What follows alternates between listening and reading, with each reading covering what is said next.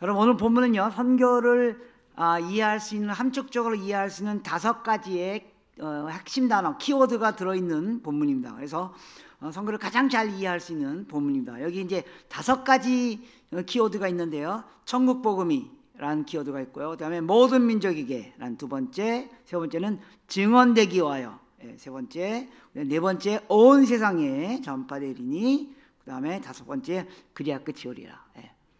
이 5가지 중심 개념이 선교를 이해하는 너무너무 중요한 개념이고요. 사실은 복음을 이해하는 중요한 개념이고 교회를 이해하는 중요한 개념일 수 있습니다.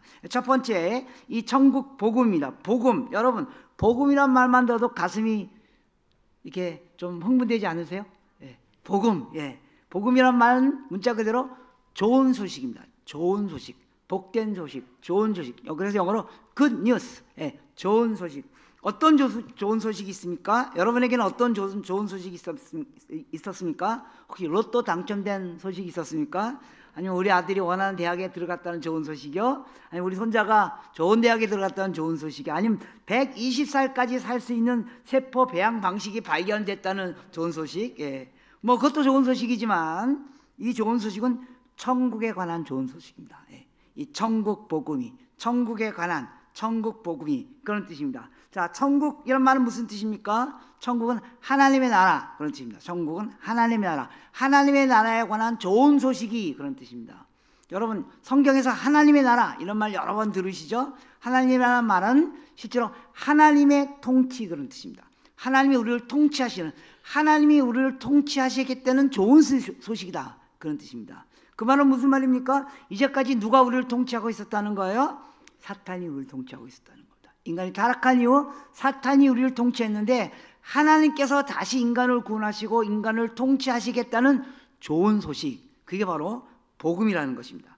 그래서 복음의 핵심의 내용이 무엇입니까? 에베소 2장 1절 2절에 있는 것처럼 복음의 핵심 내용은 예수 그리스도의 십자가 사건이 사탄의 통치를 종식시키고 우리를 하나님의 통치, 하나님의 나라로 들어가게 만들어 주었다, 그것에 관한 소식이라는 것입니다. 에베소 1장 1절 2절에 보면 우리가 원래 사탄의 통치 아래 있어서 원래 죄와 허물로 죽을 수밖에 없었던 사람들이, 그리고 세상 풍조와 공중 권세 잡을 자를 따랐던 우리들이, 그래서 하나님께 불순종한 자였고, 그리고 그래서 본질상 진노의 자녀였던 우리들에게 하나님이 우리를 불쌍히 여기셔서 그 긍휼의 풍요하심을 따라 예수 그리스도를 우리에게 보내주시고 그 사랑으로 말미암아 죄로 말미암아 죽었던 우리를 다시 살리시게 됐다는 이 소식, 이게 바로 good news, 이게 바로 좋은 소식이고 복음입니다.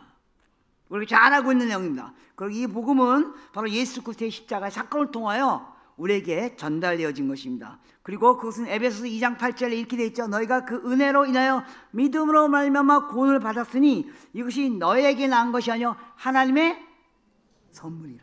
그러니까 하나님이 죄와 사망으로 죽을 수밖에 없었던, 그래서 본질상 진노의 자녀였던 우리를, 그래서 사탄의 통치 가운데 있었던 우리를 예수 그리스도를 십자가에 죽게 하심으로 말미암아 우리의 죄를 대신 지게 하심으로 말미암아 우리가 구원받고 하나님의 통치, 하나님의 나라, 하나님의 천국의 자리에 갈 수 있도록 하신 그 은혜, 이것이 뭐라고요? 선물이라고요. 그래서 여러분, 그 선물은 어떤 것입니까? 우리가 구원을 얻었던 것은 인간의 힘으로 되는 거 아닌 거 아시죠? 하나님이 우리에게 주신 선물입니다. 그래서 구원은 얻는 게 아닙니다. 우리가 구원을 얻는 게 아니고 구원을 하나님이 우리에게 주시는 겁니다. 구원을 주신 선물입니다. 자, 여러분, 그 선물 다 받으셨죠? 바로 그 선물의 내용, 바로 그래서 구원의 목표는 선물이 구원은 우리가 뭘 따내는 게 아닙니다. 무슨 얻어내는 게 아닙니다. 하나님 우리를 불쌍히 여기셔서 하나님 우리에게 그 영생을 허락하신 선물입니다. 그것이 우리에게 은혜다, 이런 뜻입니다. 여러분, 요번 지금 3월 20일부터 4월 20일 한 달 동안이 무슨 기간인지 아세요? 30일 동안이 라마단이라는 기간입니다. 라마단은 무슬림들이 30일 동안 자신의 신들을 위해서 기도하는 시간입니다. 30일 동안 금식하는 겁니다. 해 뜰 때부터 저녁 때 해질 때까지 하루 종일 금식합니다. 여러분, 금식 며칠 해보셨어요? 무슬림들이요 30일씩 매일, 모든 무슬림들이, 물론 그 중에 약간 까짜도 있어서 뭐 이렇게 뭐 몰래 음식을 먹는 이런 사람이 있겠죠, 그죠? 근데 정말로 문자죠. 모든 무슬림들이 30일 동안 하루 종일 금식하는 그 기간이 바로 3월 20일부터 4월 20일 한 달간 기간입니다. 예. 그런데 무슬림 왜 그렇게 열심히 금식하는지 아세요? 무슬림들의 가장 큰 가치가 뭐냐면 환대예요. 환대를 베푸는 거예요. 예. 여러분 혹시 무슬림 만나보셨던 적 있으십니까? 없으시죠? 한번 좀 만나보세요. 그래야 좀 그들에게 복음을 전할 수 있지 않습니까? 그죠? 무슬림 한번 만나보세요. 한번 가까이 해보세요. 그 사람들이 얼마나 환대를 베푸는지 아세요? 예. 환영하고요, 자기 집에 오라고 그러고요, 먹을 거 나눠주고요. 무슬림들은요, 길을 떠날 때 항상 일주일치 음식을 집에 해놓고 떠나요. 왜냐하면 나 모르는 사람이 나 없는 사이에 우리 집에 왔을 때 먹고 가라고요. 예. 그렇게 환대가 최고의 가치입니다. 그 종교의 최고의 가치입니다. 그래서 매일 아마 아침부터 금식을 시작하고 해가 뜰 때 금식이 끝나면요, 모든 사람들이 모스크에 모여요. 그러면 음식을 같이 나누고, 예, 그래서 환대가 너무너무 중요해요. 그런데요, 거기에 슬픈 소식이 있습니다. 그들이 왜 그렇게 환대를 열심히 하는지 아세요? 그들에게 있어서 환대는 구원 얻는 방법이에요. 예, 일종의 마일리지를 쌓는 거예요. 여러분 비행기 타보셨죠? 예, 뭐 마일리지 많이 있잖아요. 마일리지를 쌓아가지고 몇만 마일 되면 비행기를 탈 수 있잖아요. 예, 그래서 환대를 열심히 해가지고 마일리지를 쌓는 거예요. 그래서 그들이 환대를 그렇게 열심히 하는 거예요. 그래서 마일리지 중에 마일리지가 가장 높은 그 상품이 뭔지 아십니까? 지하드에 참여하는 겁니다. 성전, 예, 전쟁에 참여하는 겁니다. 무슬림을 반대하는 사람들 공격한 일에 참여해서 죽으면 바로 천국에 가요. 그게 마일리지 제일 높기 때문에. 그래서 천국에 딱 가면 70명의 아름다운 아가씨들이 옆에 있는 그런 방에 들어. 그게 그들의 생각이에요. 예. 왜요? 공로로 구원 얻는 겁니다. 공로로 구원 얻는 겁니다. 그래서 그들이 그렇게 열심히 환대를 베푸는 거예요. 여러분, 우리는 왜 이웃을 사랑하고 왜 이웃에게 환대를 베풀어요? 이미 구원을 선물로 받았기 때문에요. 이게 무슬림과 기독교의 차이예요. 우리의 노력으로 구원 얻은 거 아닌 거 아시죠? 예. 우리가 뭘 잘해서, 우리가 뭐 거룩해서, 우리가 성실해서 구원받은 게 아니고 하나님이 우리를 불쌍히 여기셔서 우리에게 구원의 선물을 주셨다는 겁니다. 그게 굿뉴스라는 겁니다. 그게 복음이라는 것입니다. 우리가 되갚을 수 없는 은혜를 받았기 때문에, 그래서 우리는 정말로 우리가 뭐 잘나서 이 은혜를 구원을 받은 것이 아니라 하나님이 우리를 불쌍히 여기서 은혜를 주셨기 때문에, 그래서 이 은혜를 받은 사람들이 보여주는 사랑과 구원을 얻기 위해서 사랑을 베푸는 사람들의 사랑이 차이가 나야 됩니다. 여러분, 무슬림들에게 복음을 전하는 유일한 방법은요, 교리 싸움이 아닙니다. 무슬림들을 설득시킬 수 있는 유일한 방법은요, 가서 기독교 교리를 설명한다고 그들이 넘어가지 않습니다. 그들 변화시킬 수 있는 유일한 방법이 뭔지 아십니까? 우리가 얻은 구원의 감격이 얼마나 큰가를 사랑으로 보여주는 것입니다. 그래서 우리의 환대가 그들의 환대하고는 질적으로 다른 수준의 환대라는 걸 보여줄 때 그들이 하나님의 사랑을 깨닫게 되는 것입니다. 왜요? 왜 그들이, 무슬림들은 그렇게 환대를 열심히 하는지 아세요? 두려워서 그래요. 두려워서요. 구원 얻고 싶어서요. 성경은 뭐라고 말합니까? 사랑이 두려움을 내어쫓나니. 두려워서 이웃에게 환대를 베푸는 사람들에게 가서 하나님의 어마어마한 사랑이 무엇인지를 보여줄 때, 그리고 우리 속에 그 하나님의 사랑 때문에 우리는 두려움 없이, 뭐가 두렵다는 거예요? 인간들은 다 뭘 두려워해요? 죽음을 두려워해요. 근데 저와 여러분 뭘 얻었어요? 영생을 얻었잖아요. 그 굿뉴스, 이 복음을 전하는 거예요. 성경은 다른 거 아니에요. 멀리 가는 것도 아니고요, 뭐 가서 워십 댄스 하고 오고 뭐 돌리고 오고 그런 걸 말하는 게 아닙니다. 성경은 뭐예요? 복음을 전하는 거예요. 그 복음은 하나님이 우리를 불쌍히 여기셔서 우리의 공로 없이 하나님의 은혜로 우리를 구원하셔서 우리가 하나님 나라에 들어가게 됐던 그 소식, 바로 그 복음을 전하는 것입니다. 그런데 이 기쁜 소식은요, 여기에 머물러 있지 않습니다. 이 기쁜 소식은 나만을 위한 선물이 아니라 온 인류를 위한 선물이라는 것을 깨닫는 것입니다. 이 복음은 하나님이 나를 구원하는 게 목표가 아니라, 하나님의 목표는 저와 여러분을 구원하는 게 아니라, 하나님의 목표는 누굴 구원하는 거예요? 온 세상을 구원하시는 겁니다. 여러분 성경 구절 많이 외우시죠? 빨리 넘어가겠습니다. 혹시 한 구절 외운다 그러면 딱 외우는 성경 구절 뭐가 있어요? 요한복음 3장 16절. 오늘 한번 외워봅시다. 시작. 하나님이 세상을 이처럼 사랑하사 독생자를 주셨으니 이는 저를 믿는 자마다 멸망치 않고 영생을 얻게 하려 하심이라. 하나님 누구를 사랑하셨다고요? 네. 제가 아무 얘기 안 하고요. 요한복음 3장 16절 읽읍시다. 그리고 하나님이 누구를 사랑하셨다 그러면 우리요, 저요. 그래요. 하나님은 저와 여러분을 사랑하신 게 아니고 누구를 사랑하셨다고요? 온 세상을 사랑하셨습니다. 그리고 그 안에 우리가 있는 거예요. 그리고 그 안에 우리를 하나님이 그냥 먼저 사랑했을 뿐이에요. 하나님의 목표는 저와 여러분들이 구원받는 게 아니고 온 세상이 구원받는 거예요. 무슬림도 힌두도 불교도 모든 사람이 구원받기 위하여 하나님이 그 아들 예수 그리스도를 이 땅에 보내주셨다고. 그게 복음이에요.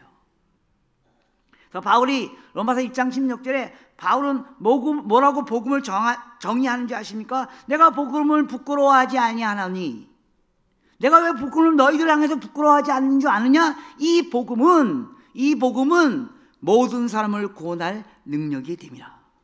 그러니까 바울이 정의한 복음은요, 복음은 뭐냐면 모든 사람을 구원할 능력이 하나님에게 있다는 소식이 바로 복음이라는 겁니다. 여러분, 복음은 나를 구원할 능력이 하나님에게 있다는 소식 정도가 아니라 모든 사람들, 모든 힌두인들, 모든 불교인들, 모든 이슬람들, 이 세상에 있는 모든 만물, 심지어 모든 자연 만물까지도 다 구원할 능력이 하나님에게 있다는 소식이 바로 복음이라는 것입니다. 바울이 그래서 나는 이 복음을 부끄러워하지 않는다. 여러분들, 우리가 이웃에게 가서 혹은 다른 복음을 안 믿는 민족들에 가서 우리가 복음을 부끄러워하지 않는 이유가 뭐예요? 너희를 구원할 능력이 하나님에게 있다. 그걸 안 믿는 거기 때문입니다. 그래서요, 에베소 3장 6절부터 7절에 보면 하나님 이는 이방인들로 말미암아 이방인들이 복음으로 말미암아 예수 그리스도와 함께 상속자가 되고 함께 지체가 되고 함께 약속에 참여하는 자가 됨이라. 이 복음을 위하여 그의 능력으로 역하신 대로 내게 주신 하나님의 은혜의 선물을 따라 내가 일꾼이 되었느라. 복음은요, 우리만 믿는 게 아니에요. 이방인들과, 이 당시 본문에서는 유대인들과 이방인들, 지금 뭐라면 우리 그리스도인들과 또 이제 안 믿는 사람들, 또 우리 한국 사람들과 저 무슬림들, 저 힌두들, 저 불교인들 모두가 예수 그리스도 안에서 함께 상속자가 되고 함께 지체가 되고 함께 약속에 참여한 자가 됨이라. 이게 복음의 정의입니다. 여러분, 예수님을 골목대장으로 만들지 마십시오. 예수님은 우리 집 문제 해결하러 오신 분 아닙니다. 물론 예수님 우리 집 문제도 해결하시죠. 예수님은 우리 집 문제를 해결하러 오신 분이 아니라 온 인류의 문제를 해결하러 오신 분입니다. 예수님을 우리 교회 예수님으로만 묶어놓지 마십시오. 예수님은 모든 민족의 그리스도이십니다.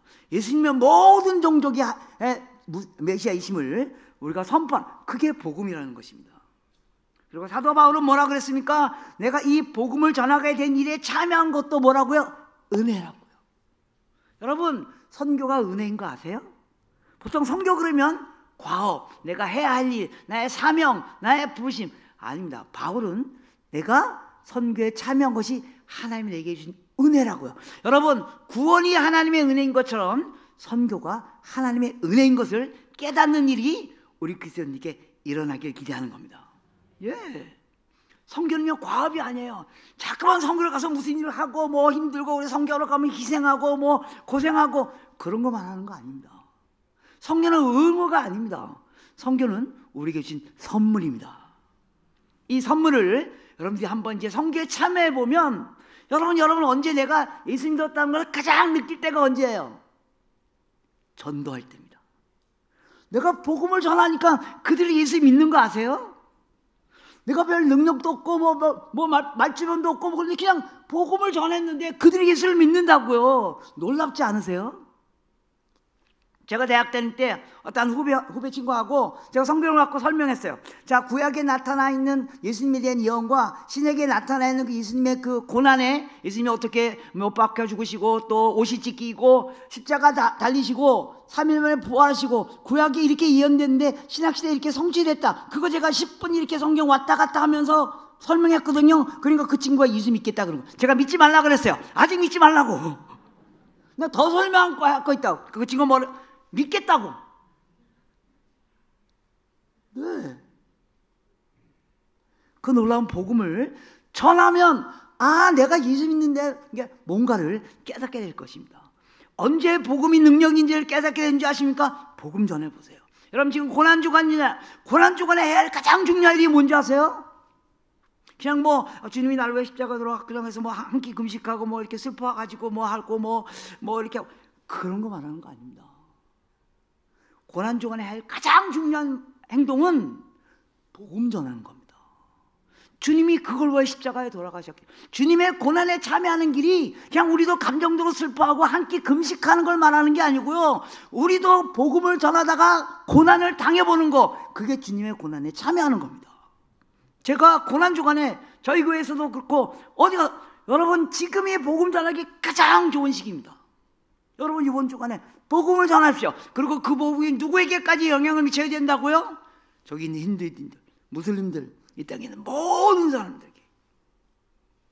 두 번째 키워드는요, 이 천국복이 모든 민족에게, 복음은요 모든 민족에게 전파되어야만 해요.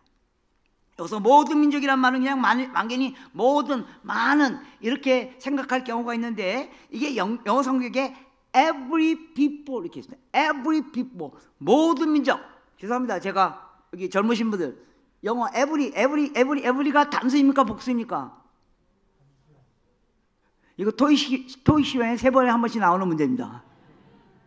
every people 뭐예요? 모든 사람 아닙니다. 단수입니다. 각각 모든, 그런 뜻입니다. 이 세상에 존재하는 민족들 각각 모두, 이 세상에 존재하는 나라들 각각 모두, 이 세상에 존재하는 언어 민족들 각각 모두, 한 민족도 빼놓지 않고 모두에게 들려줘야 할 복음. 그래서 복음은 모든 민족에게 전파되어야만 합니다. 여러분 아세요? 전 세계에 지금 16,800개 정도의 종족들이 있는데, 그중 때 아직까지도 8,700개 종족 가운데 복음이 들어가 있지 않은 거 아세요? 저는요 매일 하루에 한 민족씩을 위해 기도합니다. 얼마 전에 기도했던 나라가 멀팅이라는 나라입니다. 서부 아프리카의 나라입니다. 제가 도표를 매일 하루에 한 민족씩 기도하는데요, 그 책자에 보면 그래서 인구가 나오고 몇 프로가 예수 믿고 뭐 그리고 쭉 나와요. 멀팅이라는 나라가 예수 믿는 사람이 0%입니다. 여러분 예수 믿는 사람이 한 명도 없는 민족이 있는 거 아세요? 근데 그 민족이 어느 민족이었어요? 140년 전에 우리였다고요. 140년 전에 아펜셀러 언더우드, 25살 된 아펜셀러 언더우드가 이 땅에서 복음을 전하기 전에 우리나라에 예수 믿는 사람이 한 명도 없었다는 거 아세요? 그런데 그 나라에 복음이 들어오고 140년이 지난 지금 우리가 이런 어마어마한 일들을 하고 있는 겁니다. 여러분 가운데 한 사람이 한 민족을 향해 선교사로 가서 그들에게 복음을 전한다는 말의 의미가 뭔지 아세요? 그냥 그 사람이 선교사로 갔구나, 그런 거 아닙니다. 한 민족이 바뀌는 겁니다. 한 나라가 바뀌는 겁니다. 일이 누구에게 일어나야 된다고요? 모든 민족에게. 여러분 복음이 나의 것입니다, 내가 구원받고 내가 복받는 것입니다 라고만 생각한다면 기독교인들은 이 세상에 존재하는 사회 집단 가운데 가장 이기적인 집단입니다. 내가 구원받고 내가 천국 가는 거, 그게 우리의 모든 관심사라면 우린 가장 이기적인 집단입니다. 그 놀라운 복음, 이 복음은 모든 민족이 들어야만 합니다. 모든 민족이, 저와 여러분이 지금 누리는 이런 어마어마한 축복을, 구원의 축복을 그리도 누려야만 합니다. 여러분 오늘 주일날 여러분 예배 드리실 때 하나님의 은혜를 많이 누리셨습니까? 하나님 찬양하셨습니까? 네. 오늘 아침에, 오늘 이 주일날 하나님의 마음이 어디에 가 있을 것 같으십니까? 하나님의 마음이 한국에도, 이들이 나를 예배하고 찬양하고 경배하는구나. 하나님이 여러분들로부터 찬양과 경배의 영광을 받으셨잖아요, 그죠? 그런데 하나님의 마음이 어디가 있는지 아십니까? 여러분 혹시 10손가락 깨물어 안 아픈 손가락 없다는 말 무슨 말인지 아시죠? 내 자녀 10명 있는데 그중에 한두 명이 집 나갔어요. 아비의 마음이 어디에 있어요? 집 나가 있는 한두 명에게가 있다고요. 99마리의 양이 우리에 있어도 예수님은 그 잃어버린 한 마리의 양을 찾기 위해서 99마리의 양을 남겨놓고 한 마리의 양을 찾으러 간다고요. 이게 에비에미의 마음입니다. 오늘 아침에 저 여러분들이 한국에서 방방곡곡에서 예배를 드렸을 것입니다. 한국의 모든 사거리마다 교회가 있고 다 예배를 드렸습니다. 한국의 모든 아파트 상가에 교회 없으면 아파트 상가 아닌 거 아시죠? 모든 아파트 상가마다 모든 골목마다 저를 예배하고 찬양하고 경배했습니다. 하나님이 우리들 말미암아 찬양과 영광과 경배를 받으셨을 것입니다. 그런데 하나님의 마음이 어디가 있는 줄 아세요? 여기서 배 타면 2시간이면 가는 일본, 거기 기독교인과 0.48%인 거 아세요? 하나님의 마음이 오늘 거기가 있다고요. 하나님의 마음이 이 일본인들도 이 바로 요 옆에 있는 한국인들처럼 나를 예배해야 되는데, 여러분 오늘 아침 여러분 예배가 정말로 은혜스럽고 정말로 하나님의 은혜를 누리면 누릴수록 이 은혜와 이 즐거움을 한 번도 누려보지 못한 사람들에 대한 마음을 갖는 것, 그게 에비의 마음입니다. 성경은 특별한 거 아닙니다. 성경은 에비의 마음으로, 하나님의 마음으로 세상을 보는 겁니다. 왜요? 하나님의 모든 민족에게 복음이 전파되는 것을 하나님이 원하시기 때문에요. 너무나 당연하잖아요. 하나님이 한국 사람만 복음을 듣기를 원하는, 그분은 하나님 아니셔요. 하나님이 몇몇 민족들에게만 복음이 들어서 나를 예배하기를 원하는 것, 그분 하나님 아니십니다. 마치 내가 진정한 애비라면 내 모든 자녀가 내 집에 들어오기를 원하는 것과 똑같은 마음입니다. 더 나아가서 모든 민족이란 말은 단순히 지리적으로 멀리 가는 것만을 말하는 게 아닙니다. 아까 기도할 때 우리 집사님, 장로님이 기도하셨던 것처럼 모든 선교는 멀리 가는 게 선교가 아닙니다. 다른 문화에 가는 겁니다. 왜 다른 문화에 가야 됩니까? 왜 복음이 그들에게 전파되지 않습니까? 언어가 다르기 때문에요. 문화가 다르기 때문에요. 근데 언어가 다르고 문화가 다른 사람들이 옛날에 멀리 있었다는 겁니다. 그래서 가야 됩니다. 지금 그들이 어디 있어요? 여기 부산에 와 있는 거 아세요? 부산에 수백 종족들과 민족들이 와 있는 거 아세요? 한국에 250만 명의 외국 유학생을 다문화 가정들이 와 있는 거 아세요? 여러분, 선교를 선교사에게 맡기는 것이 선교를 망치는 길입니다. 제가 좀 약간 이렇게 일부러 그런 표현을 한 겁니다. 선교는 선교사가 하는 게 아닙니다. 선교는 누가 하는 거예요? 모든 그리스도인이 하는 겁니다. 여러분, 어떤 교회가 부흥해요? 담임 목사님이 아침 새벽부터 밤 12시까지 열심히 전도해. 그 교회가 부흥할까요? 담임 목사님 그냥 뭐 왔다 갔다 하시는 것 같은데, 성도들이 아침부터 저녁까지 자기 직장과 일터와 삶의 공간에서 옆집에 열심히 전도해요. 어느 교회가 부흥해요? 선교사 많이 나가는 게 중요한 게 아닙니다. 선교사가 필요 없다는 말이 아닙니다. 저도 선교사입니다. 선교사가 필요 없다는 말이 아니라 선교를 선교사에게 맡기는 게 아니고, 선교는 우리 모든 그리스도인의 책임입니다. 그런데 옛날엔 그게 불가능했다고요. 가야만 했기 때문에요. 지금 그들이 우리 옆집에 와 있습니다. 왜? 여러분이 경영하는 마트나 여러분이 경영하는 사업장에 그들이 와 있는 거 아시죠? 근데 그들이 다 한국에 와 있는 외국인 근로자들 다 어디에서 왔어요? 영국, 미국 이런 데서 왔어요? 아닙니다. 다 복음을 한 번도 들어보지 못했던 동남아, 아프리카, 무슬림권. 그래서 한국에 지금 무슬림 인구가 10년 전만 해도 10만 명밖에 안 했는데 지금 30만 명인 거 아세요? 그 때문에 여러분들이 많이 교회들이 저놈들이 우리나라에 와가지고 30만 명이나 와가지고 떼걸지 몰려가지고 뭐 하는 거야? 저거 내보내자! 그렇게 반대하는 운동을 하는 교회들도 있어요. 여러분, 그들이 왜 왔어요? 우리가 오라 그래서 온 거 아세요? 지금 한국에 와 있는 외국인 근로자들, 노동자를 다 나가면 한국 산업이 무너지는 거 아세요? 그들이 우리 때문에 와 있는 거예요.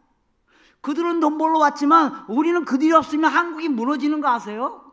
여러분이 무슬림권에 가서 10년 동안 사역했는데 한 명 예수 믿게 하면 무지무지 잘하는 겁니다.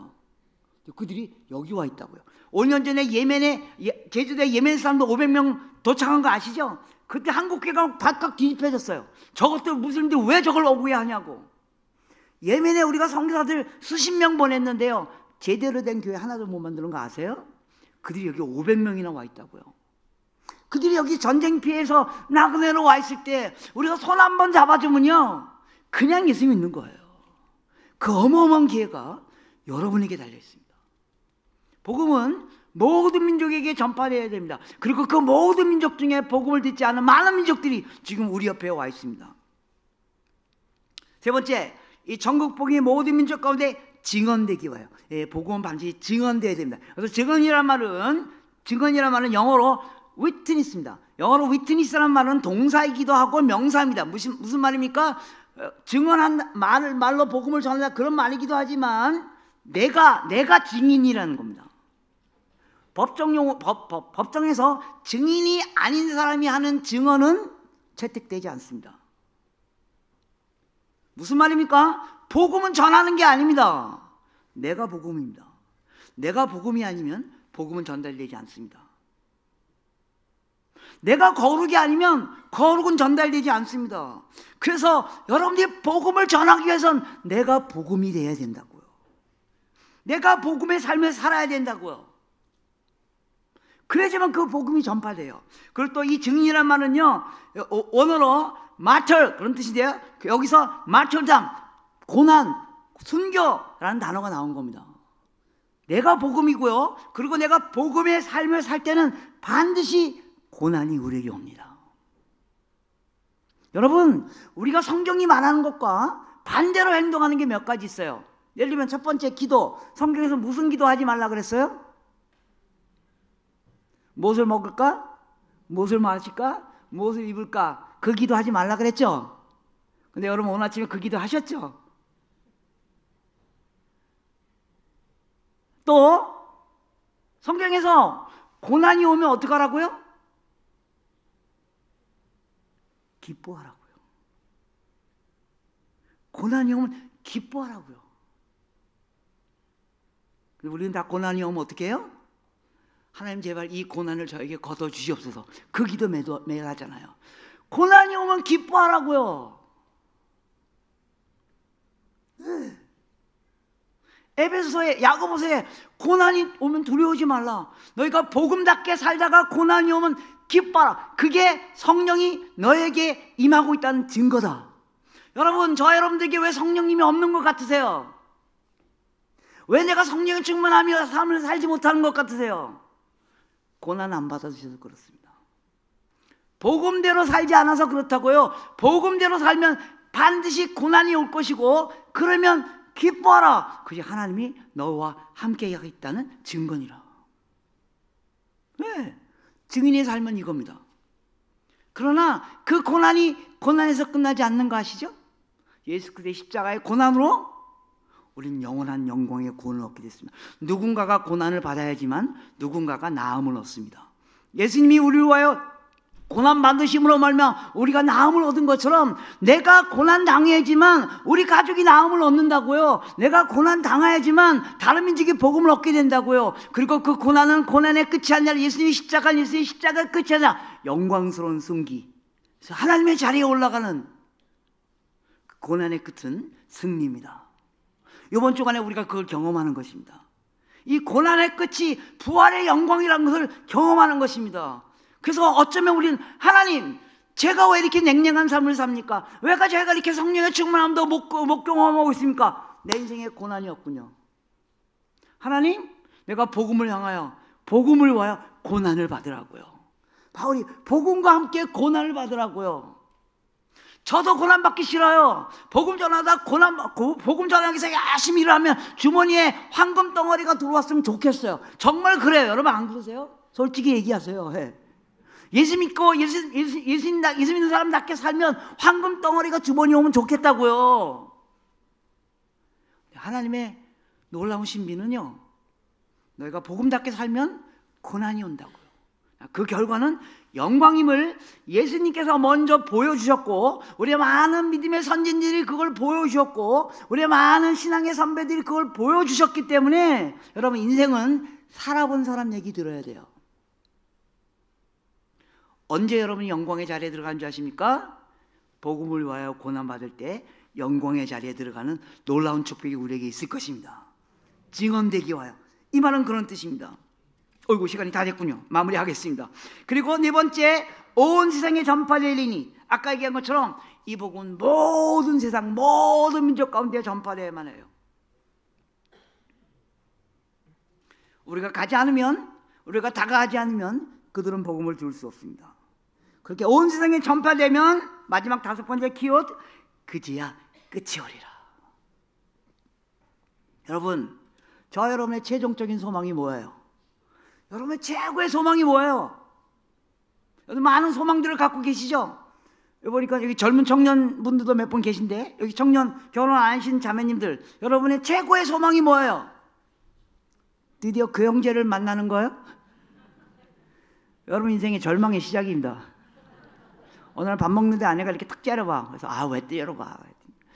말 좀 해. 그랬더니 내 인생의 절망이 언제 시작됐는지 알아? 딱 그런 거예요. 언제 그러니까 당신 만나고부터 해. 그러더라고요. 농담입니다. 저 안에서 좋아합니다. 여기 연세가 있으신 분들, 뭐가 여러분 인생의 최고의 소망이 되기를 원하십니까? 여러분, 하나님께서 은혜 주시고, 그래서 뭐 생활 잘하고 아이들 시집장가 다 보내고 은퇴 자금까지 마련해가지고 바닷가에 앉아서 조개 껍질 줍고 있는 거요? 하세요. 네, 그런 게 여러분 소망일 수도 있습니다. 우리 모두의 소망은 주님이 다시 오시는 것입니다. 여러분 이 소망을 정말로 소망하고 사십니까? 정말로 그러십니까? 예, 주님이 다시 오시면 무슨 일이 일어난다고요? 거기는 눈물도 없고 슬픔도 없고 천국길을 걷는 것 같고 그날이 온다고요. 그리고 하나님의 완전한 통치, 지금도 하나님이 우리를 통치하고 계시지만 그 하나님의 완전한 통치는 예수님 재림할 때 오십니다. 여러분 우리가 읽었던 마태복음 23, 14절은요 마지막 날에 일어날 일을 기록한 겁니다. 여러분 나중에 집에 가서 읽어보세요. 제자들이 물어봅니다. 언제 세상 끝날에 나타날 징조가 뭡니까? 그러니까 예수님께서 이렇게 말합니다. 사람들이 너희를 미혹할 것이다. 또 미혹하는 그러니까 이단들이 나타나게 될 것이다. 난리와 소문이 나타나고 민족과 민족과 나라와 나라가 싸우고 기근이 있고 지진이 있고 뭐 그런 일이 일어날 건데, 그렇다고 이게 마지막 날의 증거는 아니다. 잘 읽어보세요. 그렇다고 이게 마지막 날의 증거가 아니라고요. 마지막 날이 언제 올지는 너희는 모를 것이다. 잘못 오해하고 있습니다. 지금 기근과 지진이 일어나고 뭐 이단들이 득세하고 지금 말세가 왔다. 아니요, 이거 옛날에도 있었거든요. 1세기에도 그런 일이 있었습니다. 1세기에도 지진이 있었고 지금도 지진이 있었고 1세기에도 가난이 있었고 1세기에도 민족과 민족이 싸웠습니다. 그런데 그 상황에서 예수님께서 분명히 이렇게 말씀하십니다. 그 마태복음 23장 14절에 이 천국 복음의 믿음 모든 민족 가운데 증언되기 위하여 온 세상에 전파리 그제야 끝이 오리라고요. 끝은 언제 오는지 아세요? 예수의 재림은 언제 오는지 아세요? 이 복음이 모든 민족 가운데 전파될 때입니다. 저는 선교사이기 때문에 선교하는 거 아닙니다. 제 인생의 목표는요 주님 빨리 오시는 겁니다. 저는 오늘 밤 주님 오셨으면 좋겠어요. 제가 여기 강의하고 이제 기차 타고 서울 올라간 오늘 밤이 지나기 전에 주님 오셨으면 좋겠어요. 저는 내일 오는 게 싫어요. 내일 새벽 5시 또 회의 있거든요. 그거 가야 되거든요. 저 오늘 밤에 주님 오셨으면 좋겠어요. 근데 오늘 밤에 주님 안 오실 거 제가 확실히 알아요. 아직도 복음을 듣지 않은 민족들이 있기 때문에요. 저는 성경을 말씀 그대로 믿습니다. 제가 성교에 참여하는 이유는요 주님 빨리 오시게 하기 위해서입니다. 그리고 이 주님의 재림을 소망하는 그 소망은 모든 그리스도인의 최종적인 소망입니다. 여러분 이 소망을 갖고 계시죠? 그리고 주님이 다시 분명히 오실 걸 믿으시죠? 예. 그럼 그 믿음대로, 그 믿음이 우리의 믿음, 우리의 기도가 성취되는 가장 빠른 방법이 뭐예요? 여러분이 원하는 기도가 성취되기 위한 가장 빠른 방법이 뭐예요? 그 기도의 내용에 내가 사는 겁니다. 하나님, 내가 이웃과 내가 서로 화해하게 하여 주십시오. 하나님, 내가 어떤 집사님하고 싸우는데 그 집사님하고 화해하게 하십시오라고 기도했잖아요. 그 기도가 가장 빨리 이루어지는 방법이 뭐예요? 여러분이 가서 그 집사님한테 미안하다고 말하면 돼요. 이 천국 복음이 모든 민족 가운데 전파되고, 그래서 주님이 다시 오기 되는 가장 빠른 방법은 우리가 이 복음이 모든 민족 가운데 전파되는 일에 참여하는 것입니다. 결론 내리겠습니다. 예. 한 가지만 결론 내리면, 여러분 이걸 기억하시면 좋겠습니다. 선교를 선교사에게만 맡기지 마십시오. 선교는 우리 모든 그리스도인의 책임입니다. 그렇다고 여러분 다 선교지가란 말 아니에요. 여러분의 기도, 여러분의 신앙생활 중에 가장 큰 무기가 뭐예요? 말씀과 기도예요. 기도 왜 해요? 하나님이 들어주시다는 믿음 때문에 하는 거잖아요. 선교하는데 가장 중요한 선교사의 문제는 기도하는 일입니다. 기도하는 일입니다. 제가 부탁드립니다. 여러분 이제 한 15일 남았습니다. 라마단이 30일인데요. 지금 거의 10일 정도 지났습니다. 나머지 20일 동안 무슬림들이 자신의 신들을 위하여 열심히 기도할 때 우리가 하나님 이 무슬림들이 예수 그리스도를 만나게 하여 주시옵소서라고 기도하는 일에 여러분 동참해 주셨으면 좋겠어요. 인터넷 치면요, 무슬림 30일 기도하면 매일매일 기도 제목이 나옵니다. 오늘 하치입니다. 하치에 대한 기도고요. 어저께 인도네시아 무슬림에 대한 기도입니다. 근데 무슬림들이 30일 동안 기도할 때 기도를 쭉 이렇게, 아까 제가 무슬림의 신앙의 핵심은 공적을 쌓는 거라 그랬잖아요. 그래서 기도를 쭉 쌓아가는 거예요. 쌓아가다 27번째 되는 날의 밤이 까드레의 밤입니다. 27번째 되는 날이 한국말로 권능의 밤인데, 그날 밤에 그들이 기도를 쭉 쌓아가다 27번째 되는 날 밤에 철야 기도하면서 알라의 환상을 보는 거예요. 그게 그들의 그거예요. 그래서 우리가 어떻게 기도하냐, 하나님 27번째 되는 날 밤에 우리 다 모여서 기도합니다. 여러분도 참여하십시오. 온라인으로 참여할 수 있습니다. 하나님 오늘 밤 무슬림들이 기도할 때 그들이 알라의 환상을 보는 게 아니라 부활하신 예수 그리스도의 환상을 보게 하여 주시옵소서. 하나님 이 기도를 들으실 것 같으세요? 안 들으실 것 같으세요? 예, 여러분 혹시 여러분 주변에 무슬림 지역에서 사역하고 계신 성도들한테 물어보세요. 제 말이 맞나 틀리냐 물어보세요. 지금 무슬림 가운데 어마어마한 사람들이 그리스도 앞으로 나오고 있습니다. 선교사들이 복음 전해서 그런 거 아닌 거 아세요? 선교사들은 무슬림에게 다가갈 수가 없어요. 근데 어떤 일이 일어나는지 아십니까? 하나님이 그들의 기도 속에 부활하신 예수 그리스도의 환상이 나타납니다. 그래서 그들이 부활하신 예수 그리스도의 환상과 교회의 환상을 보고 그들이 선교사를 찾아오는 겁니다. 선교사가 가서 복음을 전하는 것은 불법이지만 그들이 선교사에 찾아와서 복음에 대해서 물어보는 것은 괜찮아요. 그래서 지난 무슬림이 1300년 정도 됐는데요, 1300년 동안에 무슬림 가운데 1000명 이상 회심한 사건이 딱 71번 일어났어요. 그 중에 딱 3번만 지난 1300년부터 2000년 동안 2000년까지 600년부터 죄송합니다. 무슬림 600년이 시작됐죠. 600년부터 2000년까지 지난 1400년 동안 71번의 1000명 이상 구원 얻는 사건 중에 딱 3번밖에 일어나지 않았어요. 지난 2000년부터 지난 20년 동안 무슬림 가운데 1000명 이상 회심한 사건이 69번이나 일어났어요. 왜 그런지 아십니까? 우리가 무슬림 기도 운동을 지난 20년 전부터 시작했기 때문입니다. 네, 이건 객관적으로 이미 확인된 사실입니다.